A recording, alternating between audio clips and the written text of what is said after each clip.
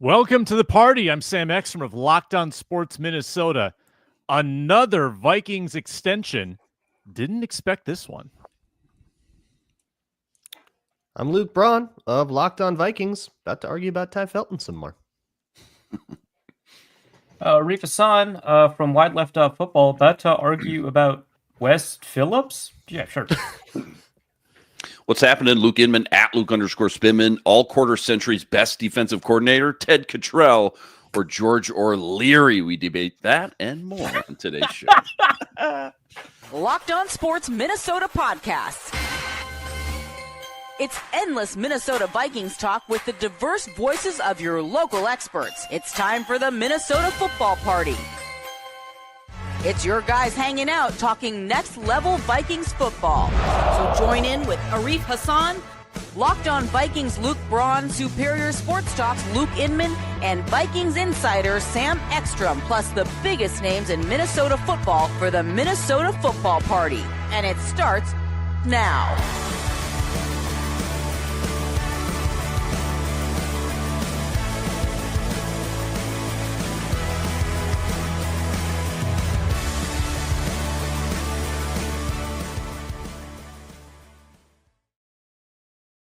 What is up, everybody? Welcome to a brand new week on the Minnesota Football Party and Locked On Sports Minnesota. It's all part of the Locked On Podcast Network, your team every day. Thanks for making us your first watch or listen this week. And for your second one, make it Locked On Vikings with Luke Braun. Great daily content there. And find our audio, the Locked On Vikings podcast feed, and find this video streaming both on Locked On Vikings and Locked On Sports Minnesota. We're so glad you're with us today on a program that is brought to you by Game Time. Download the Game Time app, create an account, use code Locked On NFL for $20 off your first purchase. June 16th, mini camp done, OTAs done, off season in full swing. It's Cancun season, but doesn't mean we're slowing down. We've got a Jordan Addison update. We've got a Wes Phillips extension. The quarter century team series continues, and I've got a controversial Ty Felton question to pose to the group. Controversial. Oh, no. It's polarizing. It's heated. It's going to get the juices flowing because I know how Luke Braun feels about this topic. But we dive in with what equates to a Monday news dump. Let's start with the Wes Phillips extension. I, for one, am mildly surprised at the lack of, I don't know if maybe it's not ambition, but just like the lack of upward mobility when you've got Phillips from the McVay system, now from the O'Connell system, two pretty good systems. I'm surprised there hasn't been more interest in him becoming a play caller somewhere to improve his likelihood of becoming a head coach, but he seems happy. The Vikings like him. They like having him downfield side now after they moved him from the booth. He signs an extension to hang around and keep the coaching continuity going. Luke Inman, your thoughts? Yeah, obviously it seems to be a good fit. You know, a lot of people, we joke, the Office Space gif, right? Like, what would you say you do here? I think you asked a lot of Surface fans. They're like, I don't know. I don't even know what the guy looks like. I think it's funny. Do you remember about midway? I want to say it was after the Lions loss or maybe the Rams loss. They lost those back-to-back games. And it kind of flew under the radar a little bit, but they were like, yeah, Wes Phillips, he's going to go from the sideline up to the booth. And then after that, it seemed to be just the offense started to click just a little bit more. And again, that kind of flowed under the radar a little bit. But yeah, the running joke is like, I don't know what this guy does when you got such a offensive guru, right? Like KOC. It's like, okay, what does the offensive coordinator does? Reminds you a lot of like George Edwards under Mike Zimmer, right? The defensive side of that. But you know, I'm sure he does a lot of the common stuff a lot of offensive coordinators do. We're not there day to day, but I'm sure design plays, come up with game plans, manage the staff, run the offensive practices while KOC is running the entire team. So it seems to be a good fit. I'm with you. Just based off the pedigree, successful offenses that he's been around. Surprised there's not a little bit more interest, but again, tough to say when we're not in the building every day. I mean, he did turn down at least one play calling opportunity with the Chargers. Yeah. When Brandon Staley was hired, so that he chose not to, right? engage with the play calling duties there. And maybe he didn't think Brandon Staley would succeed as a coach, which excellent work there if that was the determination. But yeah, that's part of it. But there was a really good Star Tribune article, November 18th, 2023, that actually does describe a lot of what Wes Phillips does. So there's a reason, for example, like you mentioned that the offense started clicking a little bit more when he moved to the booth. Well, Kevin O'Connell specifically said that having him up there in the booth was a really big boon to his play calling, because Wes Phillips is constantly calling out the things that he's seeing from the booth, and the kind of synergy that they have, they've come up with a lot of the similar plays that they want to run given what Wes Phillips is seeing up there. So a lot of times during the game, he'll suggest plays. And I think one thing that we get kind of caught up in, and I think owners get caught up in this too. I don't think it's like just, the media, but it's much easier to evaluate the stuff that we can see than the stuff that we can't see. And so we're like, hey, what does this offensive coordinator do? He doesn't call plays. Well, he does everything else an offensive coordinator does all week. Like, I don't know what we think coaches do all week before the game starts, but he's doing that. So he's running a lot of offensive meetings. In fact, after games, he produces an after-action report about all the things that went right and all the things, especially all the things that went wrong with the offense, and they go over that after-action report pretty shortly after the game, sometimes even before the next day starts. And then the next day starts, and he's already got a lot of the elements of the game plan that they need going forward. He runs the offensive coaches meetings where they kind of come up with a lot of the play designs that they'll use. So a lot of times, so they interview him for the piece, right? So a lot of times, a lot of the plays that they end up using in the game, the running backs coach suggested based off of the after action report, or based off of, what Wes Phillips has been able to do. And so he's running a lot of the offensive meetings. He's doing a lot of offensive film review. He's working closely with, all of the members of the offensive coaching staff to make sure that everybody has an understanding of what they need to do. So, for example, if the running backs are not doing as well in pass protection, you'll interface with the running backs coach and be like, hey, we need to focus on this week. Or we know that this team blitzes in this way, which means the running backs are going to have to lock in with their pass protection schemes by focusing on this kind of blitzer. Or, hey, we know, for example, they blitz with an Anthony Barr guy that's like 250 plus pounds, so we can't use our smaller running backs this week in pass protection. So that's a lot of that is Wes Phillips. Like, we talk about how Kevin O'Connell's a really good play caller, deservedly so. He's a great play caller. But a lot of that flows from the staff that he's built around him. Wes Phillips is a big part of that. And I think, Luke, you were right to point out, like, hey, once he got up in the booth, things started flowing a lot smoother. And I think that that's not coincidental. Yeah. Were I still to be a writer, which I'm not, I've been retired for a few years, I would do a piece investigating how many teams have had the same coordinators and head coach for 3 years in this league. It's like kind that's of unheard of. Really good. That's yeah.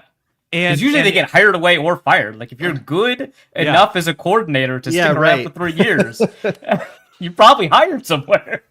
To that point, I do think that part of the reason that, to answer the question up top about like, well, why doesn't he get more interest than just like one Brandon Staley call?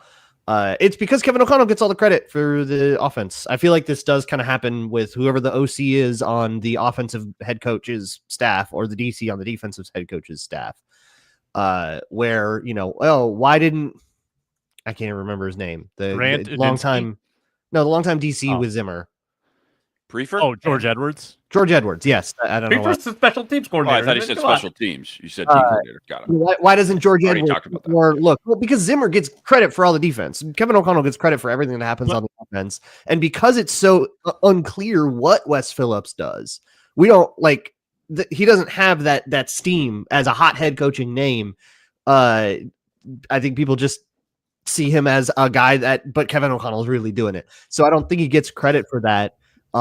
Which feels pretty common for, but why then, especially play calling coaches? Why is Grant Udinsky getting hired as an OC then? Like, how does that? Wes Phillips already is an OC, huh? Right. Wes Phillips already is an OC. Head coach is a different gig. Yeah, fair.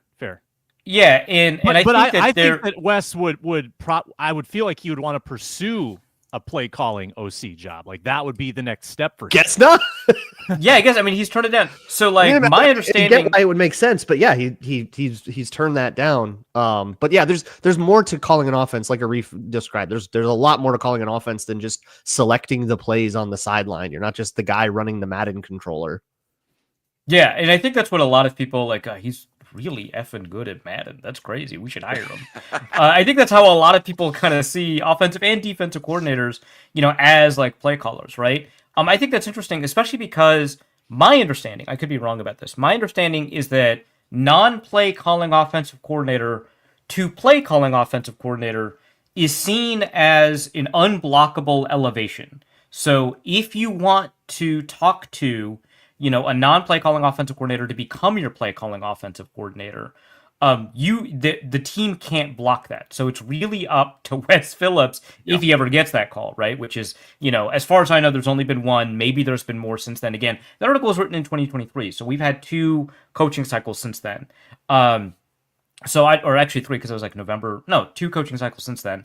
I don't know. I just don't recall, if he's been in the mix for a play calling job somewhere. Obviously, one of the issues here is that it would primarily have to be for likely a defensive head coach. We've seen fewer of those get hired over the past couple of years because usually offensive coaches want to be play callers, right? And if that's the case, really difficult to hire Wes Phillips because you can only hire him if he gets play calling duties. So there's only a couple of openings where that would be a possibility.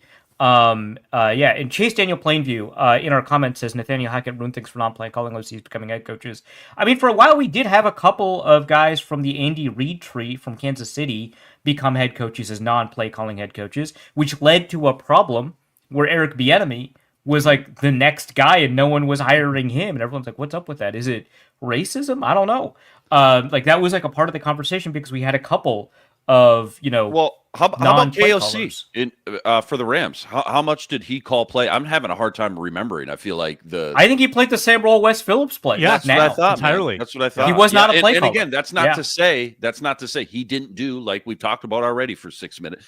He did a lot behind the scenes. The designing the game plan throughout the week, designing plays, coaches meetings, everything we've already discussed. And, you can see how valuable he is now as an offensive coordinator / head coach as well. So it's not the end of the world for sure. It doesn't mean, I guess, that you don't do anything, right? Especially behind the scenes, stuff that we can't see when we're just not there day to day. We had an off the record with Reef. You remember this? We had an off the record with KOC when he got hired, which of course I'm going to talk about now because it was like 4 years ago. It was 4 years ago. Yeah, he ruled, by the way. Statute of limitations is over. Yeah. He casually sat there and he took credit for like the entire Cooper Kupp Super Bowl winning drive. He's like, yeah, that's a concept I drew up. That's a concept I drew up. Yeah, the touchdown, I definitely drew that up. Like he was just rattling off. That's awesome. Resume. And he was going into like detail and stuff like that too, which is really excellent. I was finally able to ask that question a bunch of people had back then, 4 years ago. What's the difference between outside zone and wide zone? And he was like, oh, it has everything to do with how you cap the offensive tackle. And then he did the thing with his fist that all of the play callers do. It was fantastic. John Gruden's doing it right now somewhere. Right now he's doing it. So it was pretty great. But yeah, I think that might be one of the elements that got him the job in Minnesota, right? Is that he was like, hey, so that Cooper Kupp touchdown? Well, let me tell you. That's got to be part of it. Yeah. He already had the job before that Cooper Kupp touchdown, right? More or less. Oh, no, that's true. Yeah. Well, hey, this upcoming Cooper Kupp touchdown, let me tell you what you're about to see. Watch this play. Watch for this concept. Yeah. It sounds like a guy. Sounds like a guy holding a PS4 remote, right? Playing Madden. Yeah, right. Exactly. Yeah, watch this. Hey, watch this. All right. Other side of the update coin, a little more benign. You have to tell me what a jury trial setting conference is, because that's what Jordan Addison has today. The latest of the slowest moving legal wheel that I've ever observed. I did some research Welcome to California. Yeah, I was about to say you don't have much experience with the law, then, do you, Sam? That's great for you. Is that what this is? This is a California thing? I did some California. Basically anything that happens in California that involves the government is going to be especially slow. That's just how it is out here. I got curious. I said, all right, how long does this usually take? And I looked at some recent examples. Deontay Harris, this is in 21, took 4 months to resolve. And I think he also pled not guilty. 4 months. So, okay, I'm like, all right, let's. Did he eventually, how did it end up? I think he got suspended. Yeah. No, but and he appealed it.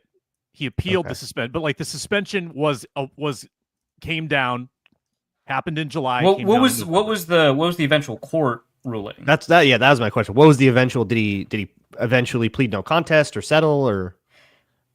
It was I think it was some kind of settlement where there was like an agreed upon statement of fact.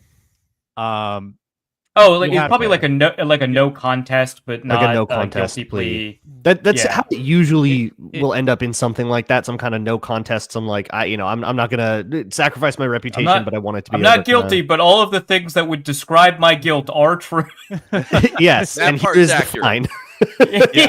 Other than that, Mrs. Lincoln. But why So why then- do players appeal the suspension? Has anybody appealed a suspension by the NFL or why Roger not? Goodell? They're trying to delay. Well, they're trying to delay it, right? Because if you Yeah. appeal, Well, you can continue. But why playing delay the during inevitable? Williams, baby. Like, Yeah. Never served Well, it. it's not just that it delays, although that is a benefit, I think, probably. But I think also like Braun said, like why not? And also the appeal process, unfortunately, is a big part of ensuring that the punishments are equitable, because the punishment gets handed down. And my understanding is that there's not a lot of process involved, and I could be totally wrong about this. This is my understanding. There's not a lot of process involved to make sure that every punishment fits all of the elements of precedent involved here. And so what an appeal does is it forces them to reevaluate whether or not the suspension is matching other suspensions of the should they same type. have already done that though? Yes? Got it. Okay. Yeah, is hey, the go system double check broken, your- Inman? Go double check your work, kind of thing. Well, I'm saying, Yeah. like, is it another pair of eyes? Like, no, this is Kinda, yeah. third Well, another pair of parties eyes, gonna but look at it with now? one of them is advocating for you, essentially. Got it. Like, oh, hey, you missed I'm this genuinely asking element that. here. Yeah. No, for sure. Like, the agent will be like, hey, so we went over the suspension. We went over a bunch of similar suspensions. You missed this element here, which gave this player, like, a game off suspension, or exonerated this player, or this player is in a pretrial diversion program, which historically has led to smaller, or something along those lines. Yeah. So, Sure. So why not? The other, I get it. The other side of the story here, I also looked at the Marcus May suspension, and without digging too far in to see why it took. oh, this did he long, also fall asleep on the side of the road? No, a little different. I think he was going like 100. It was actually, well, probably a lot more egregious. It's like the than previous that. Addison. Yeah, driving triple digits, Sure. and that took 31 months from the arrest to the resolution. And I did some math. If Addison took 31 months, he might not even be a Viking anymore. Like, it might take him into the offseason after his fourth year. Now, he probably does the fifth year option, but I'm just saying, like, this from 4 might be the months goal. to 31. Yeah, maybe that's that's the range. Are they just going to outstanding. delay I love this that. thing Yeah. Well, until because until- then he can, kind of like Deshaun Watson. I hate bringing that up, but that's a reasonable precedent for this. Oh, this is the year you're going to get suspended? That's the year you make minimum base salary. Yeah. I just feel like this is not going to resolve before week 1, though. Like, that's kind of the end. My end point is this. Well, doesn't my feel understanding like is that a jury trial setting date usually gets you the jury trial within 90 days. Like, that's the goal Within of the 90. trial We're setting. talking about California, though. Yeah, and I'm saying usually. Hey, I looked this up 5 times within 3. California, by the way. So, Oh wow. Okay. yeah. So, that's my understanding. Again, it says usually, and I don't know, but typically after a trial setting date, the trial date is within 90 days. So we'll see. There's a bunch of delaying tactics, as we all know, that lawyers can use to, move things down the road and stuff like that. Oh, we've discovered, this new element here. Okay, well, we're all going to have to take a month to evaluate this new evidence or something. Those kinds of things. that gets us into September, and then this trial can't possibly take longer than 1 week, right? Right? I mean, I imagine the trial itself will be relatively quick, but that doesn't mean the sentencing. Sure. Well, will When you come looked at the immediately Marcus afterward. May, Sam, did it happen to say that detail in there? Just curious. Just trying to have some sort of bar to go off of, knowing that was a similar case. It sounds like to what Jordan Addison's going through. Yeah. Again, I would have to do a little more digging as Yeah, to no like big deal. the timeline on Marcus Yeah. May, but his suspension came down in September 23, after the incident took place February of 21. Suspicion of driving under the influence after being involved in a car crash in Florida. The potential for suspension has been hanging over May for the last 2 seasons as a result, but the NFL only acted once the criminal case was settled. And there's a lot that happened in between that I would need to dig more into as to why it took that long. But between 4 months and 31 months, we are at month 11 of the Jordan Addison case. Month 11 right now. This happened July 12th of last year. So, hey, in order to go fast, you have to go slow. They totally make sense to me. Slow it down for sure. That's the latest on. One more. I mean, this is almost worthy of a sounder, I think. This broke like Friday. Legend. You don't even have macho in chat. This is sad. Now, if this was what's the website? Heavy.com. The title would be legendary NFL tight end or future Hall of Fame NFL tight end signs with the Vikings. His name's Giovanni Ricci. I would prefer to get fooled by that title too. I fall for it all the time. Giovanni Ricci signed. They let go of I think it was one of Luke Braun's Perception. UDFAs? Yeah. It was a Ricky Minicamp guy. Yeah. Matt Harmon. Yeah. Sad. Thanks, Luke Inman. Yeah. I'm not too bummed about that because researching that guy for Locked On Vikings was going to be real hard. I mean, we could be like, could they just sign a more obscure guy? No, it's just that you can't Google Matt Harmon and not get a bunch of perception stuff. Giovanni Ricci, though, I've named him the Italian Stallion. I mean, this guy's father was a soccer player in Italy. His brother-in-law, Adam Engel of the Chicago White Sox. I think there's something here with the Italian Stallion. Has 9 catches all time with the Carolina Panthers. I don't know. It screams the best tight end 3 in the league. I told you they were going to add a tight end. I told you. In October of 2023, he was placed on injured reserve in, I believe, New England. No, Carolina. He was placed on injured reserve with a shoulder injury. He has not made a roster since 23. He spent 4 years with the Panthers organization, though. They liked him. It's all the shoulder still. It's all the shoulder. Well, that's resolved now, so now he pops off. Yeah. Giovanni, the Italian Stallion. Now he's gonna Ricci. Yeah, it's a little bit of a Marion Flash vibe here, when he was kind of that's what I was getting that as soon as Sam started dropping some nicknames. I was like, oh, he's the Marion Flash. Got it. Yeah. Which enjoy these 7.5 weeks. Okay. In fairness to Chris Thomason, he's not the one that gave the Marion Flash nickname. He found it somewhere, and then he just wouldn't stop. I think that was Kirk. I think Kirk Cousins did that. Coined it. Yep. Oh my God, Jesus! It was nicknames, man. Awful nicknames. It sounds like he's there just to. I don't know what the injury situation is on Gavin Bartholomew, but he was not there for any of the spring stuff, and then they signed a tight end, so they must not think that he's going to be there for a bunch of camp too. I mean, that would make him tight end 3 if Bartholomew was out. He's competing with like Bryson Nesbitt. I'm telling you, there's a pathway. Yeah, like a couple of undrafted rookies and Giovanni Ricci. Yeah, that's a wide open roster spot. Mm-hmm. Can he be? And it's not like the 6th round pick has a deadlock on it either. They need a hands guy on onside kicks. That could be Giovanni Ricci, the Italian Stallion. All quarter century team continues next. Brought to you today by everyone's favorite. Game time. Game time. The NBA Finals are approaching Game 5. Stanley Cup Final approaching Game 6. You can be in those buildings in crazy atmospheres, or you can get tickets locally. Get to a Lynx game. I know Inman's been checking that out. Super, super great basketball product. Get in there, watch the possible WNBA champions. Head over to Target Field, watch the Minnesota Twins trying to compete with no pitching staff. You can get great tickets up to the first pitch, like 60% off.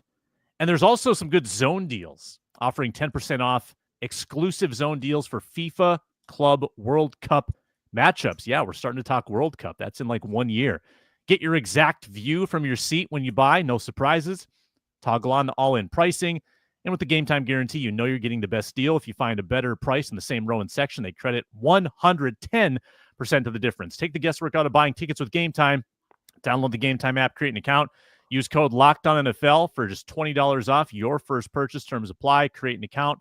Redeem code LOCKEDON NFL for $20 off. Download the Game Time app today. Last minute tickets, lowest price guaranteed.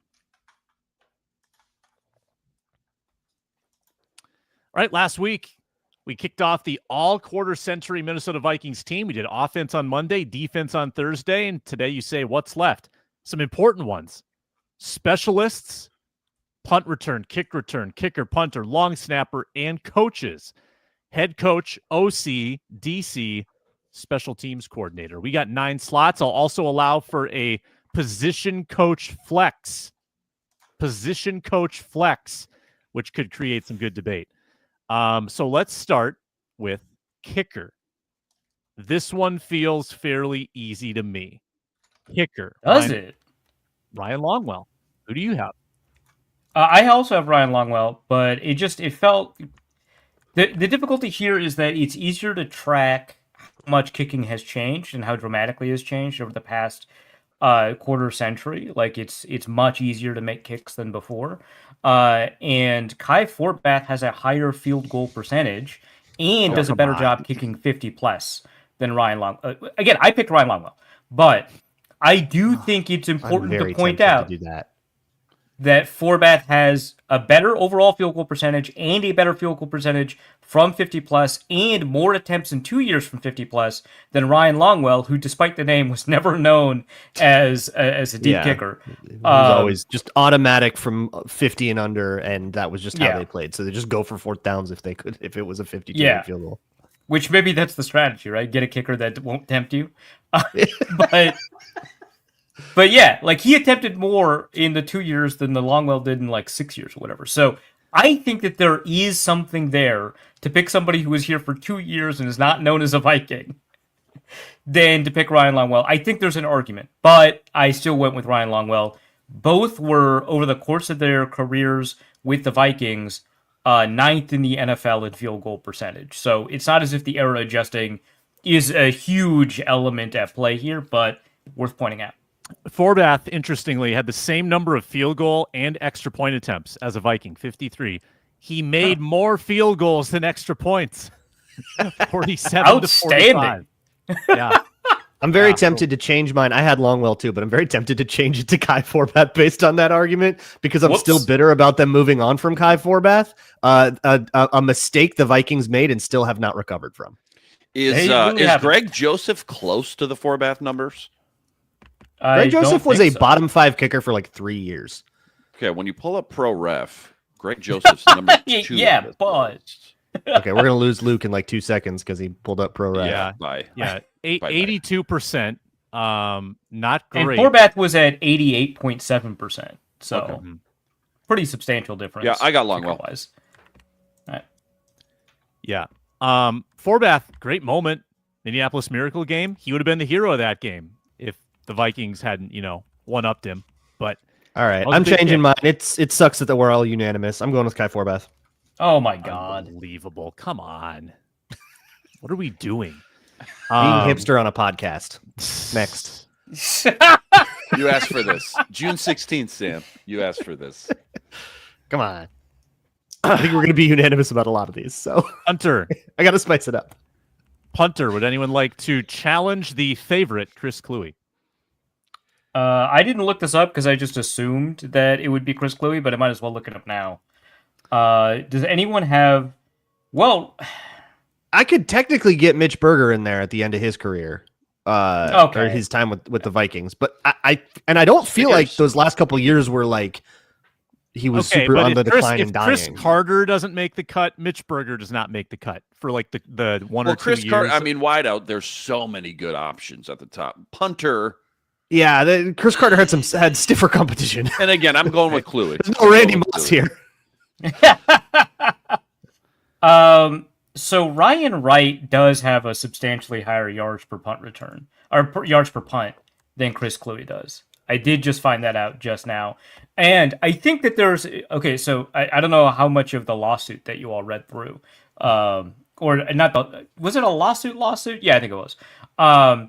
But, part of the report that was produced was that Kluwe thought his numbers were being suppressed by Prefer. Does anyone remember this? Yes. Yeah, he talked about it on my show recently again.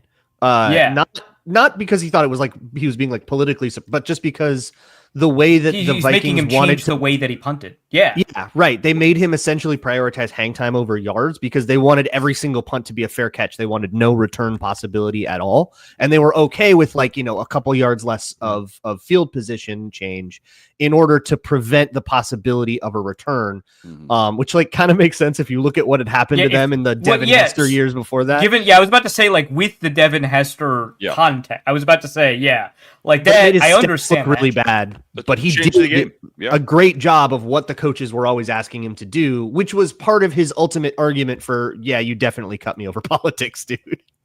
He felt gaslighted because he felt like they did that and had no qualms, and that they were happy. Yeah, with and then suddenly everyone had a problem with it. And then use his yardage against him as an argument. Yes, exactly. Yeah. Listen to that episode of Locked On Vikings. We had some spicy conversations. Hey. But Mitch Berger used to keep a Snickers in a spare shoe, though. Oh, that is such a baller move. That's a good point. Yeah, and if I were to put Mitch Berger, which I think I'm actually leaning now toward going back to Chris Kluwe specifically because he's been on Locked On Vikings. But if I were to go with Mitch Berger, it is just those 2 years. I'm not counting the rest of all the great time he had in the 90s. Okay, I do want to say Ryan Wright has a better net yards per punt return, a better touchback percentage, and a better inside the 20 percentage than Chris Kluwe. I just want to say if we're including Mitch Berger, almost certainly. You gotta, right? Because it's only one or two passes. I think Wright is probably the closest second. I think that he's had a good 3 years. Maybe not 23 as much. 24 and 22 are really good years. I'm still going with all right. I'm going with Kluwe. Okay. Yeah. I think that's view fair. right now Ryan Wright as an okay punter, I guess. Yeah, and I don't know how much punting has changed, right, over the past. I didn't look I looked over the kickers. They're relative hard to measure to each other. statistically. I did not look at I did not look rise at and fall of the Aussie punt and the coffin corner, exactly. and all those different things are aiming. Like Kluwe makes very clear, there's different goals in different teams. Yes. Some people are going to prioritize hang time, and that's still very much true. Well, Kluwe did mention when he was talking about how. So, by the way, Chris Kluwe is a big part of how they reformatted the punting stuff on Pro Football Focus, which I think is just curious. He did say that net yards per punt is a reasonably good statistic if you're forced to use statistics to evaluate punters. You just need a consideration for short field punts. We're punting from the 50-yard line, and then suddenly a 40-yard punt is a lot better there than it is from Shane Leckler, who is not a bad punter. He's a good punter, right? But Shane Leckler would regularly lead the league in yards per punt because a lot of times he's punting for the Raiders, and they're not. You got a lot to work with, they're not crossing the 40, like a coward's punt on your side of the field, and you punt it 35 yards is going to look like a 35-yard. No, that was a perfect punt. You put it on the 2-yard line. It's just that you were on the 37, and your head coach is a coward. Yeah. Do you think, because I think the punting is interesting art, because it's not like field goals where the leg strength improves and the kicks get longer and longer and longer. I think that punters probably have to hold back a little bit. That's why it's kind of it's very nuanced, and it hasn't changed that much because you still out kicking your coverage, still bad. It's an accuracy. The Gunners have not gotten that much faster where it's beneficial to bomb at 80 yards. I think that you still have to kind of pick your spots. It's like hitting a wedge when you could hit a different club and hit it deeper. Well, you've got a target, right? You've got a distribution range that you have to hit, which makes punting. Go ahead. Sloth in chat said, "Does anyone want to shout out Zach Davidson? Outstanding. That's great." Did he attempt a punt? I don't think so, but he was a punter. He was a punter, though. Yeah, he was a punter. Buffalo Bill. How about that? Oh wow. So probably not making that team. Yeah. Speaking of punters out kicking their coverage. I'm not going to talk about the off-field stuff, but you remember Punt God from SDSU got drafted by the Bills. They immediately cut him. He signed somewhere. Do we know where he's at? He's a Chief, and it's still a huge problem. Oh, Of course he's a Chief. Yeah, they have a massive punt return problem because he keeps out kicking his coverage. Oh, no way. That's crazy, huh? Yeah. Weird. Wow, I hope bad things keep happening to Chief specialists. That's crazy. What a room they got going on there. Long That's snapper. an interesting conversation. I don't think you're going to mic that room up. Long snapper, Cullen Loeffler, right? Do we have another? Cullen. I mean, it's got to be deep. Mike Morris misses the window. He was gone in '99. Yeah. So Cullen. Cullen But Loeffler. Jared Allen, though, Right. There you go. Right. for a game. I mean, we have like a perennial All-Pro on the team right now with this. Pro Bowler. I mean, if only Bowler. Austin Cutting lived up to his potential. Oh man. If only Austin Cutting Air lived up Force. to his potential. It's got to be DePaula, right? Yeah. No. Wait, we're not going with Cullen? I thought it was Cullen. We got perennial Pro Bowler. Yeah, okay. Yeah, Cullen- How is that decided? How was any of this decided? What is this? Retweet. I don't know that I don't know that DePaul is any better than Loeffler just because he's got some Pro Bowls. The Pro Bowl long snapper is just like some guy picks a guy, and I don't think that Better they... at social media. Not a persuasive counter. I'm sticking with it. Wow. Did Cullen Loeffler not make any Pro Bowls? He had 11 years. Yeah, it was stiff competition though for a couple of those Also, years. hey, Cullen Loeffler, hilarious guy, super funny. Used to have a Twitter account, decided to delete Twitter well before it got crazy, but his tweets were outstanding. So, if that helps. In recognition of Loeffler's contribution to Blair Walsh's record-breaking season, the Vikings rookie kicker Jesus. offered to pay for Loeffler to join him in Hawaii for the 2013 Pro Bowl. So he was at a Pro Bowl in a sense. He attended the Pro Bowl. I don't know to that, everybody. yeah. Give it to everybody. But yeah, Cullen Loeffler, always willing to sit down and talk long snapping with you. So, got to give him that. There you go. I also believe DePaula is like basically anybody that looks like I don't know what we have to evaluate long snapping. Sloth But, like, asks who was the guy who lost his finger. I think that's DePaula, Kevin right? McDermott. Yeah, Oh, it was Kevin McDermott. Yeah. The The better McDermott football player. but I think there's like an internal PFF long snap accuracy rating, and I believe he's been number one in that for a while. Wait, DePaula? Yeah. Like he's like That's the really agreed upon funny. best long snapper in the league. And like nobody's arguing with it either because they don't care to because it's long snapper or because they agree. Like those are the two options. All right, I'll DM Gordon McGinnis and see what's up. I guess that's a pretty decent argument. Gordon McGinnis is the guy who does all the PFF specialist stuff. Okay. We'll see if that's that's a pretty pretty true. We don't That's a know that pretty good Loeffler argument wouldn't have for- ranked in the top 3 or 5. Yeah, so I know that like much like the just wasn't punting, the long snapping grade is like based more off of like a statistical output rather than like Yeah. the way that like scrimmage positions are. So like I know the PFF grade is super, at least it was as of a couple years ago, super trained on like long snap accuracy and, Okay, and consistency in particular. Because David Morgan. That's a had pretty good couple, argument for long snaps, DePaula. too. you Morgan. missed 2 snaps and you're the worst long snapper in the league. So All right, you've convinced me. Yeah, I'm going Loeffler. I think that punt return, cut and dried. Cheryl's. Yeah. The cockroach. I like yeah. Like if only it had been determined that Percy Harvin was good at Yeah.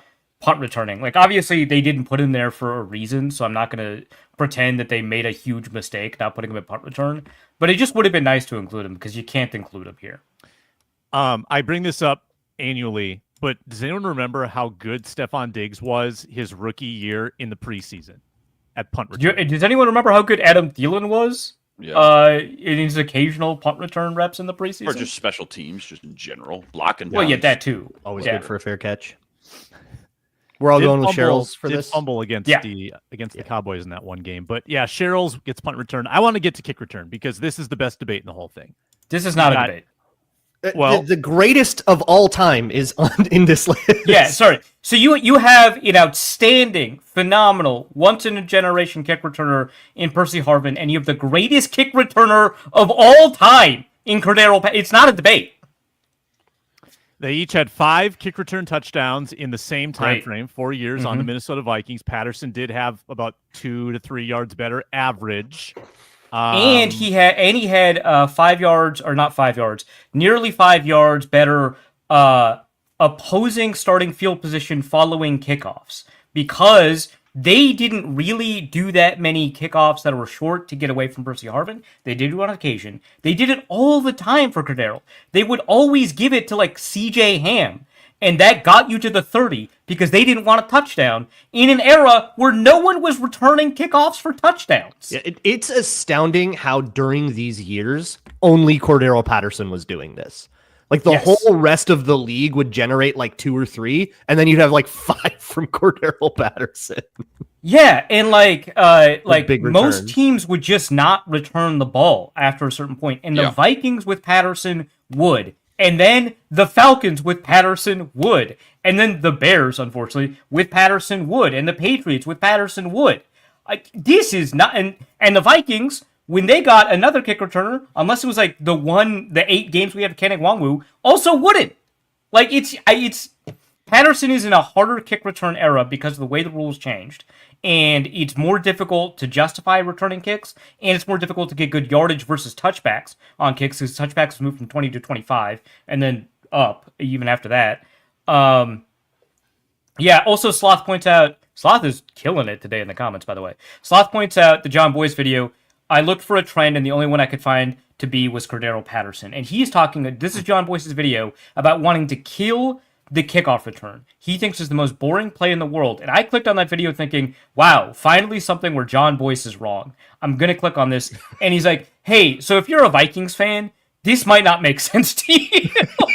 Because Cordero Patterson ruins this. Yeah. It's a little bit of, it's a similar argument to Randy Moss, where Randy Moss was clearly, the all-time great and did a lot of it elsewhere, like with the Patriots or Raiders or whatever.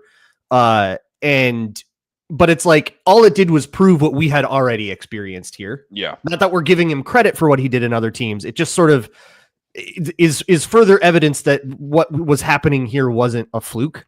This is. I also want to honorable mention Kenny Nwangwu. Great stuff. Might be Fantastic. The only viable kick returner in the league now, still, but not Cordero.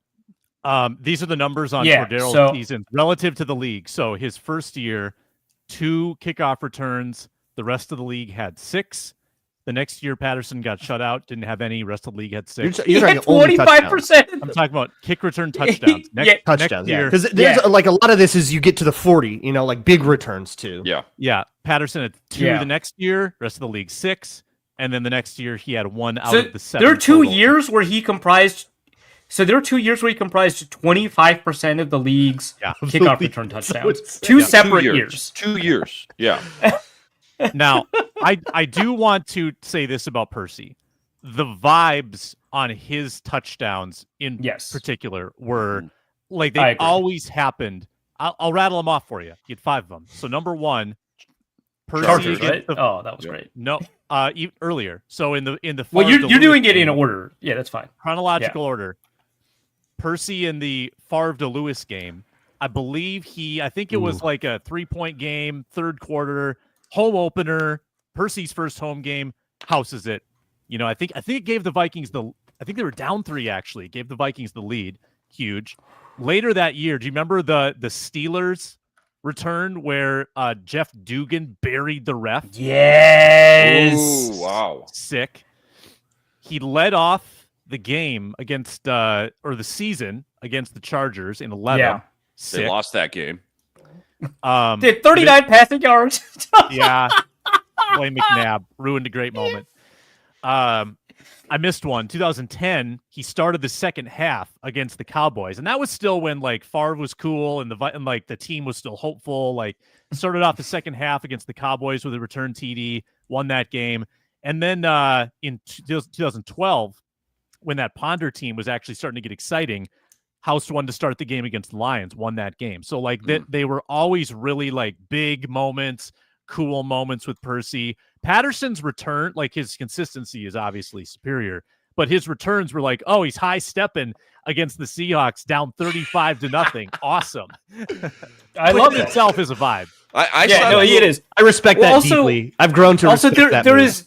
Yeah, there's also nothing quite like, and Patterson was a joy to watch. I don't want to diminish that, but there's nothing quite like a Percy Harvin highlight. Yeah. It No. looks different. Yeah. Whether it's a kick return or it's a screen or a rushing touchdown or whatever it is, his highlights are just a next level thing.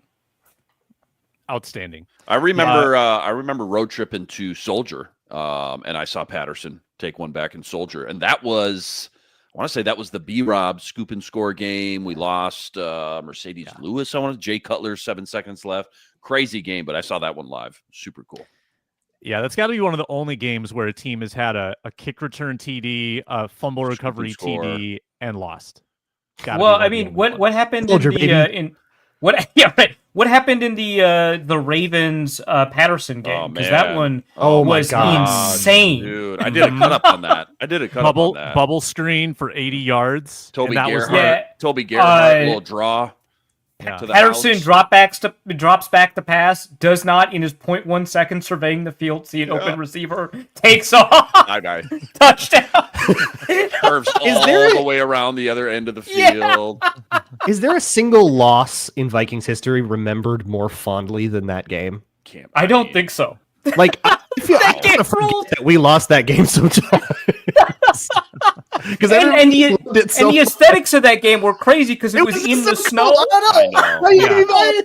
It was like 7-10 with like 4 minutes left. 36-28 your final. Dueling kickoff return touchdowns and scrambles and bubble screens. Just the worst beat for the underbetters of all time. Yeah. Right. Unbelievable. You can't be mad after that game. You're like, all right, power to you. All right. Quick pause. Then we do the coaching staff selections of the all-quarter century team. I think that both coordinator spots could create a heated debate. That's next.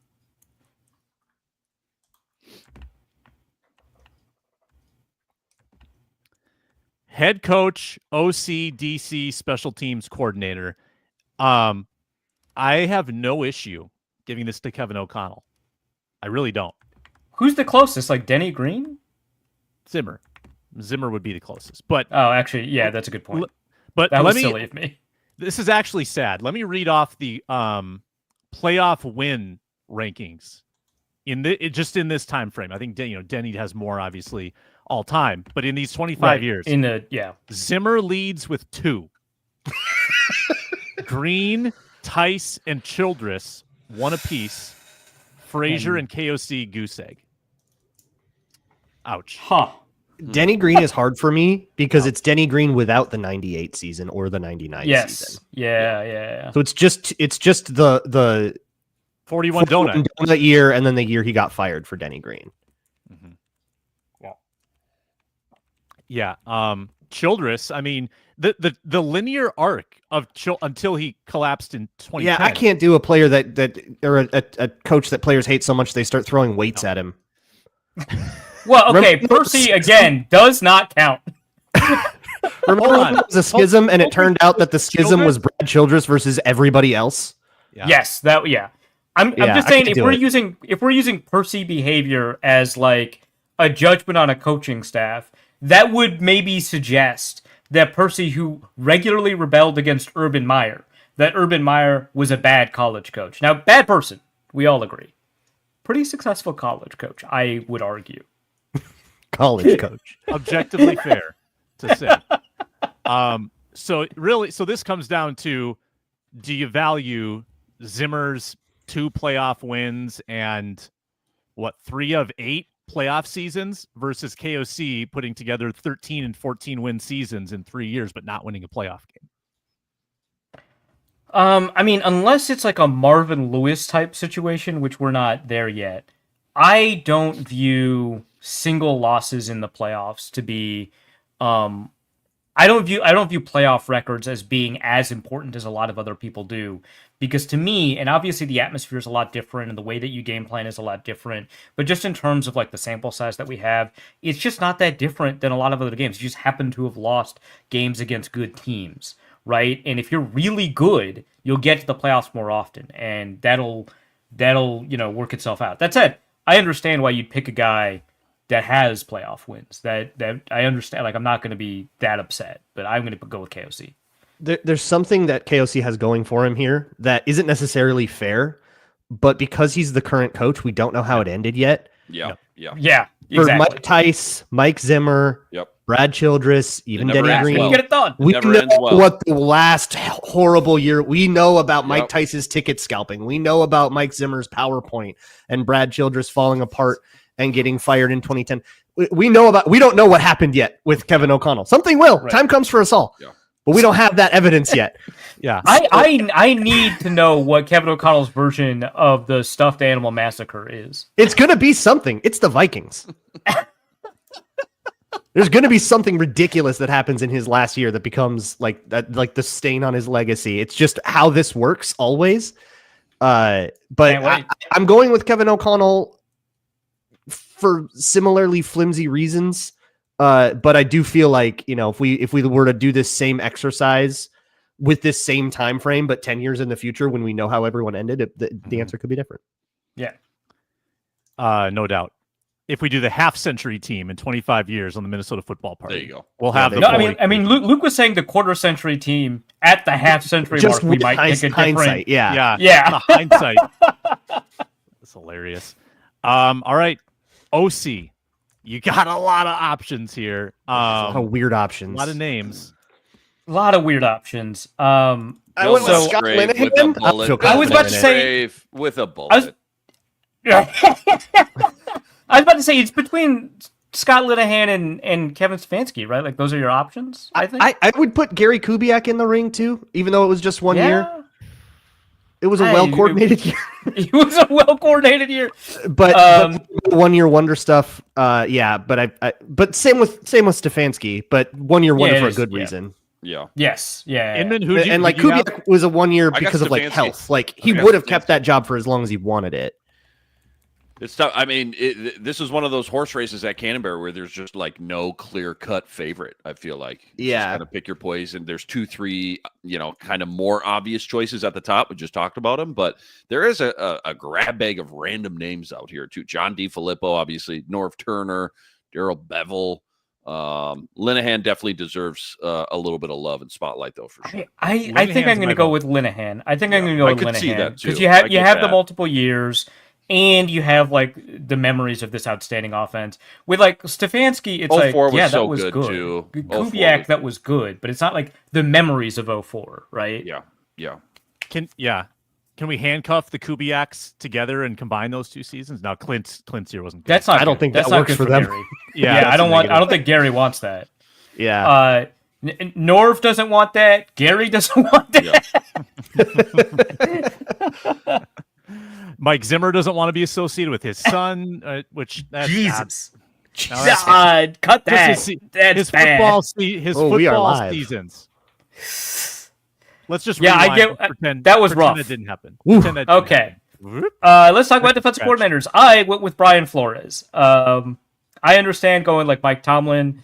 I don't know. There's like a bunch of pretty good defensive coordinators, no outstanding ones. So it was easy for me to pick. There's some disasters in here. Picking the worst would be a fun conversation. Yes. I went with Mike Tomlin. 1 year wonder, yes, but like the reason he is a 1 year wonder is because he immediately got a head coaching job as a DC. And I think if you put him back in a DC job, like he'd be very, very, very good at that job. So I went with that. But yeah, if you wanted to go Flores, I'm not going to argue. Yeah, I'm going to go. Yeah. I'm going to go with Flores, in part because we have more years, and in part, and this is not a knock on Tomlin at all, but he was working with I think a fair bit more talent than Flores has been, and Flores has been producing some pretty outstanding. Like he has the Williams wall, right? And I think that turning the Williams wall into like the number one run defense in the league and pretty decent against the pass. I think that's like not a bad thing, but I think I take a look at, what Flores has worked with and been able to turn into a top 5 defense for long stretches of the season. I'm going to go with Flores. I think that's more impressive to me. Yeah, I feel like Mike Tomlin was maybe remembered a bit more fondly than he should have been. Just with that pass defense was kind of a joke. The run defense was amazing. The team was not successful. I'm actually I was less tempted to go with Tomlin, as I thought I might be. I think Leslie Frazier should be a nominee. I get it. I get it. Yeah. And the fact that he was a head coach really tarnishes. And I was actually thinking about making an argument for Leslie Frazier just to be like, I know you didn't like him as a head coach, but I think, frankly, Flores was a better defensive coordinator than Frazier was a defensive coordinator. But again, I don't want to undercut Frazier as a DC. He was actually quite good. Mm-hmm. Top 10 in yards against in 3 of the 4 years. And he was the coordinator on the 08-09 teams, correct? Which were 2 of the better teams. All right. Again, a lot of talent, though, too, on that 09 team as well. No doubt. That 06 defense, the secondary was made of Antoine Winfield, Fred Smoot, Dwight Smith, and an irredeemable monster. Actually, having a bad pass defense with that group is kind of a knock. I think I'm finding myself convinced to switch over to Flores. That's a good point. Kelechi Udeze, I think, was a rookie, first-round pick. Napoleon 2006, Harris. yeah, I Let's think so. see. Ben No, Weaver. 2006 first-round pick was Chad Greenway, but he was hurt. Oh, yeah, he's hurt. Yeah. Second year. Still got Yeah, EJ it was Henderson and the Ben defense was Weaver. Williams Ray Wall, Edwards. Kelechi Udeze, and Darian Scott. Napoleon Harris Leaders was 2.0. still starting on the team. Randy Moss trade spoils. What a year that was. Crazy. I think we had All some right. Kelly With- Holcomb in that year. Special teams coordinator, and then a flex. Positional coach flex. I'll be honest, I did not look up Viking special teams coordinators. Yeah, I lazily put for Prefer. I couldn't think anybody. Yeah, I got I Priest. think Priest's the right it answer. probably has to be Marlon Prefer. Malouf. Is that your guy? Marwan Sam? Malouf. Yeah. There you go. Yeah. Who was a catastrophe. Bottom of the list. Yeah. I think there was actually I tried to track it all the way back to 2000. I think there was actually a period of time where they didn't have one. I think that it was not like a guaranteed position that everybody filled.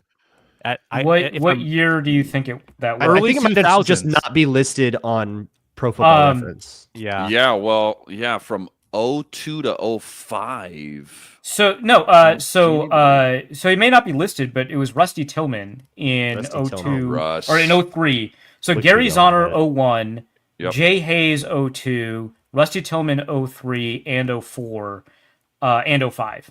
Oh, so okay. yeah, so we do have it. It's just Pro Football Reference doesn't. Got it. Brian Murphy, Mike Prefer, Malouf, Ryan Ficken. Okay, yeah, I think you just gotta have to go with Prefer. you gotta go Prefer. Islands aside, yeah. We're putting Prefer and Cluey on the same. Yeah, I was just team about to again. say we got Little bit Cluey boring. and Prefer. Yeah. Arif, give me some nominees for positional flex.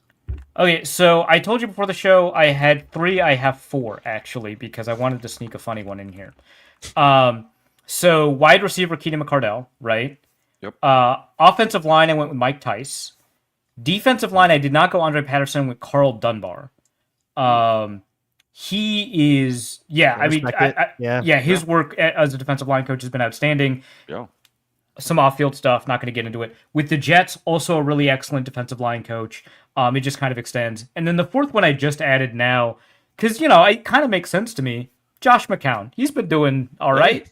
I dig. Or you could go Grant Udinsky. I just, whatever happened There you go. I dig. with the quarterbacks over the past 3 years has been kind of magical. So dig it. I just wanted to shout that out. That's good. That's good. I'm trying to think of just other, like Kevin Stefanski did like every position. He did every position. Started at what? Tight end? Yeah. Tight end, O-line, running back, maybe wide receiver a year. He did everything. Yeah. Yeah. So just his like breadth of experience gives him a nomination. I got at the least. wide receiver coach history pulled up here. Of course you do. Drew Petzing is Yeah, the funny one on there. Daryl Yeah. Hazel, That's a George funny one. Stewart. I remember watching George Stewart at training camp. Players loved George Stewart. They Oh my George gosh. Stewie? Yeah, they loved him. Daryl Hazel, Petzing, Not a bad group. Keenan McCardell, Janako. People getting Yeah. mad Oh yeah, about Janoka. Petzing Janoka did sometimes. everything too. Kind of we're a talking about a guy Stefanski guy. that's yeah. Yep. Yeah. I remember people getting mad about Pet saying like, "Oh, they let him leave. Now he's the OC in Tennessee." It's like, you don't want to wait to see how that turns out first? Isn't he with the Cardinals now? He thought was calling plays for He was. Cardinals. Yeah, he's the not? OC for the Cardinals now. So, Yeah. we'll see how the second half of that season goes. Yeah, I'm Speaking going of with Keenan why- McCardell. You brought up some good ones though that I kind of forgot about. Tyson McCown. What was Yeah, your I put third one? Andre Patterson for this. Dunbar but, though too yeah, made there's me a few. think as well. Dunbar was a good one. Dunbar, Andre Patterson, Mike Tice. I feel like those are the ones that Yeah, jump out to me. yeah. Because like Keenan McCardell also had like he didn't do Justin Jefferson, and he did not do KJ Osborne's big resurgence. KJ Osborne had done a lot of that before he even met Keenan McCardell. I think it was McCardell. I think McCardell put him Sam in. makes a good argument.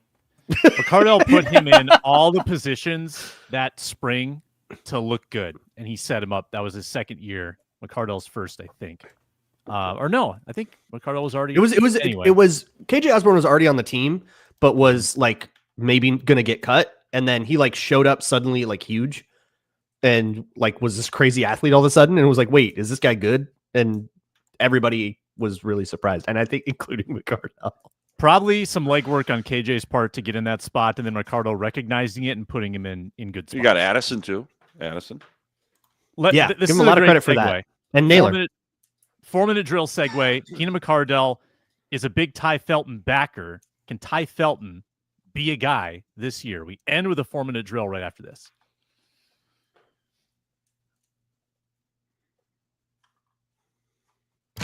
Start the clock. It's time to execute the 4-minute drill.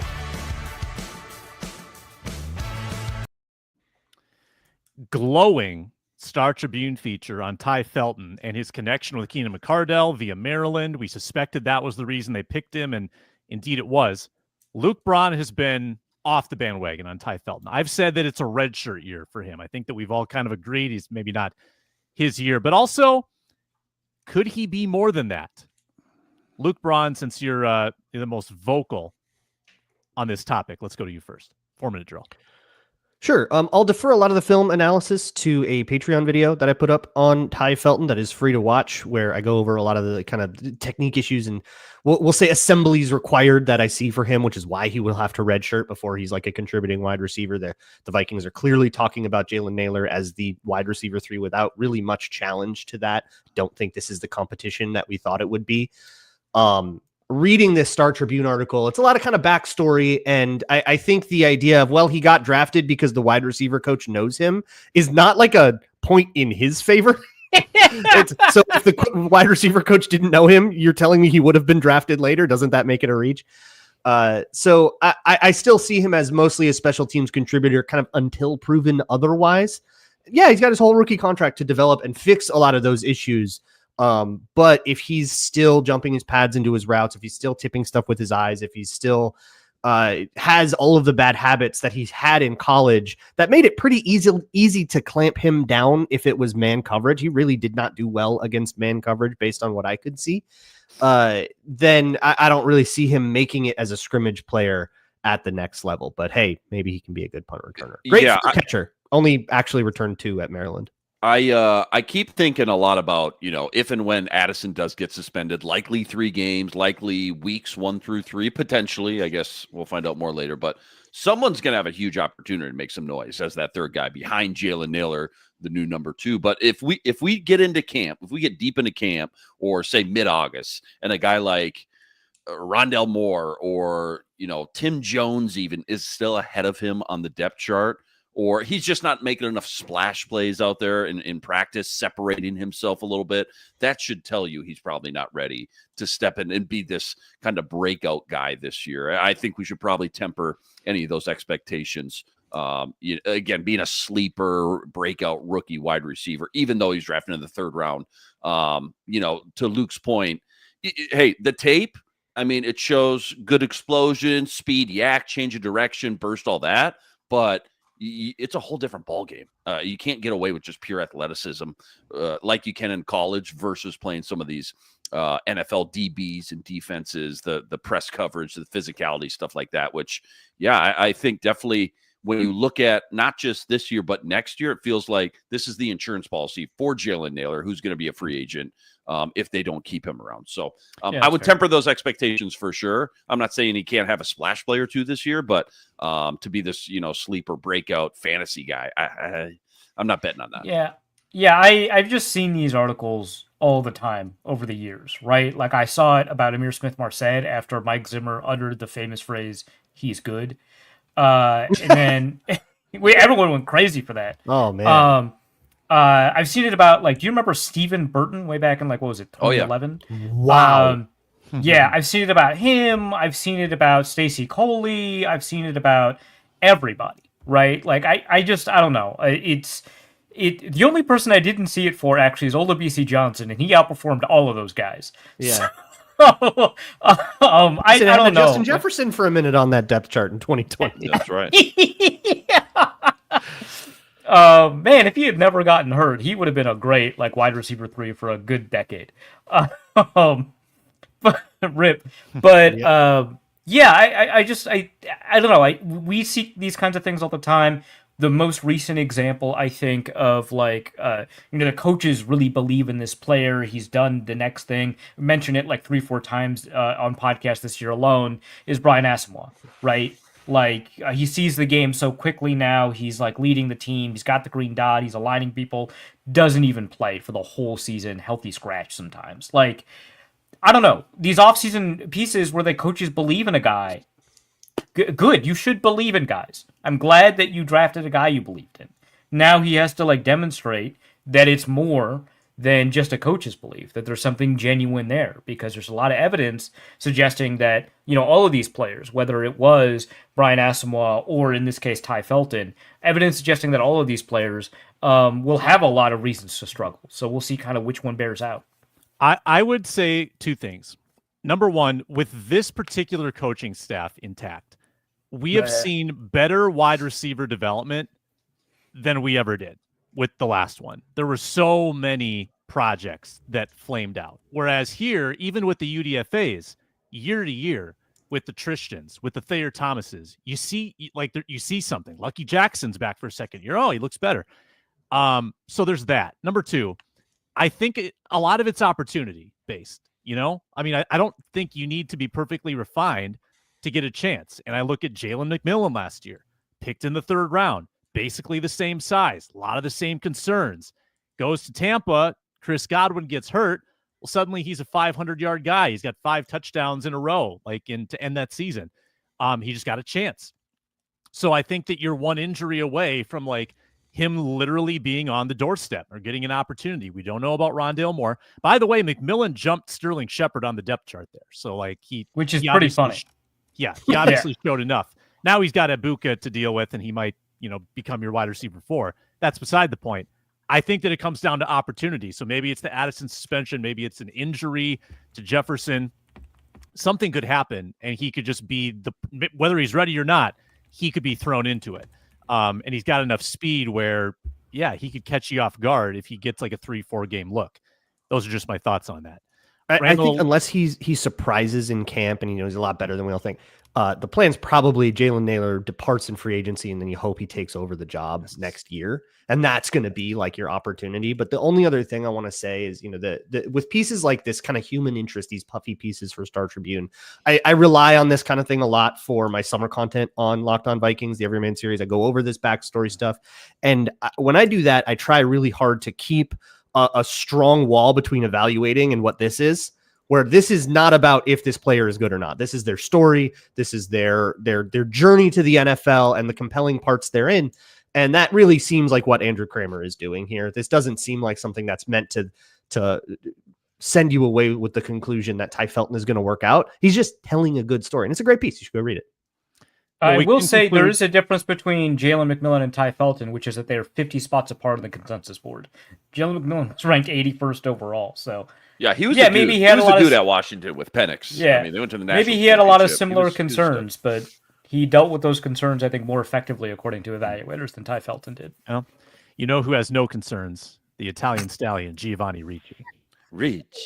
All right. It's going to be working out. He makes a team. All right. We will be back on Thursday with more analysis and nonsense on the Minnesota Football Party. We appreciate you watching, listening, commenting, and subscribing on the Locked On Podcast Network. Thank you. See you next time.